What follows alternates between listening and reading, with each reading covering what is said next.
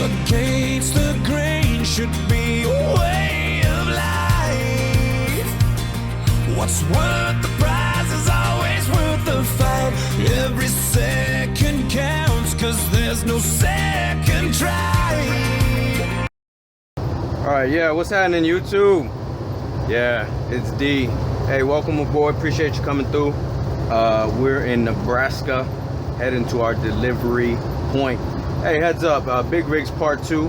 Welcome to my channel, Against the Grain 342. The motto is we're gonna kick it to you straight with no chaser. Alright?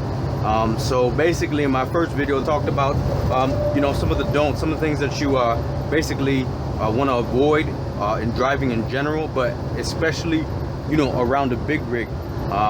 You know, it just makes it that more, feel me, of a problem. In this video, you know, we're going to talk more about some of the things you know you want to go ahead and do, and I'm also going to give y'all a little bit of a heads up about trucking in general and stuff that we deal with.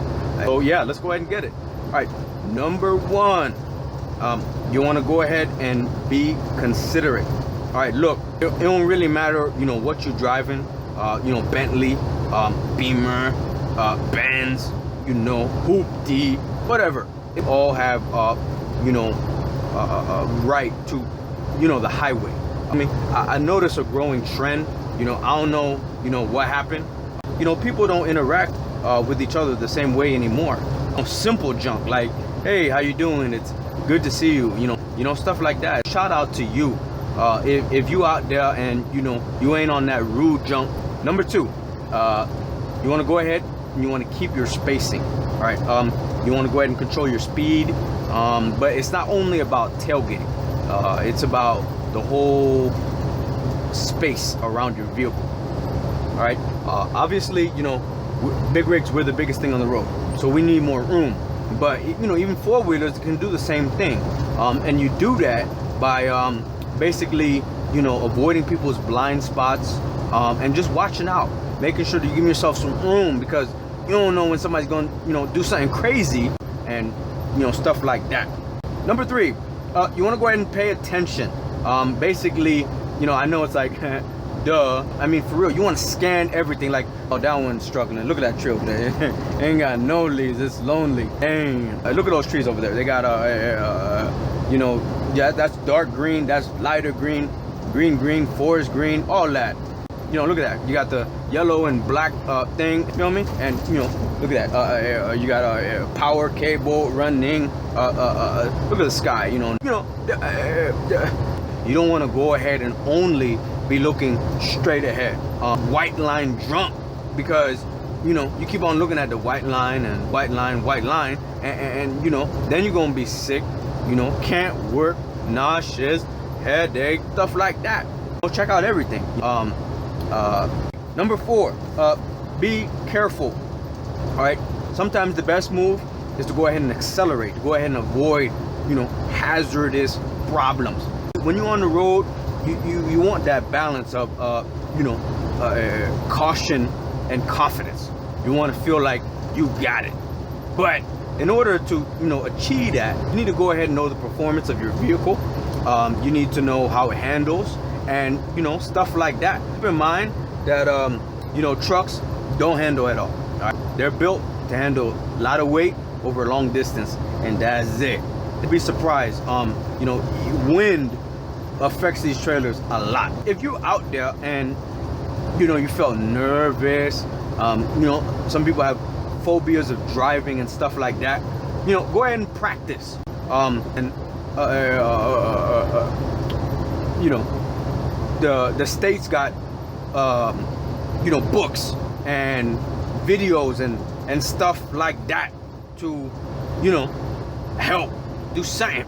So when you get behind the road, you felt like you good. Sometimes being too timid, like being scary, can be even more dangerous than being, you know, erratic. You always want to keep the vehicle under control. Before I got into it, I did some research, and I will say that trucking and nursing seem to be like some of the two top, feel me, trades in terms of job availability and you know, pay. You get your paperwork and you can get to work.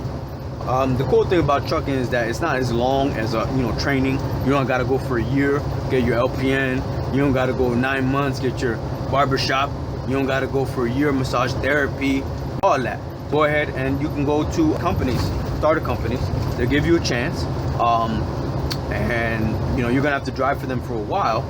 But in that time, you're gonna learn, because it is a process learning how to drive these things, and you're learning every day. You never want to feel like, oh, you got it. No, a certain amount of paranoia is good for you.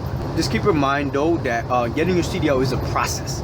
Feel me? Like you gotta go through background check, physical, this and that. There's some things that we do deal with, like boredom. Driving 10 hours a day is not the most exciting thing. When you're in traffic, yeah, there's a lot going on, but most of the country is like where we are right here.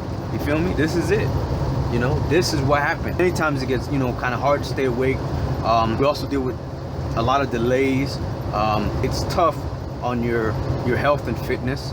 When you're done driving, you're tired, and stuff like that. And if you got, a relationship back at home, it's definitely, feel me, a challenge to, keep that going. Especially in the beginning, you ain't gonna be making no, big time money. We're the ones making it happen. For those of you that didn't know, that's some of that what we deal with.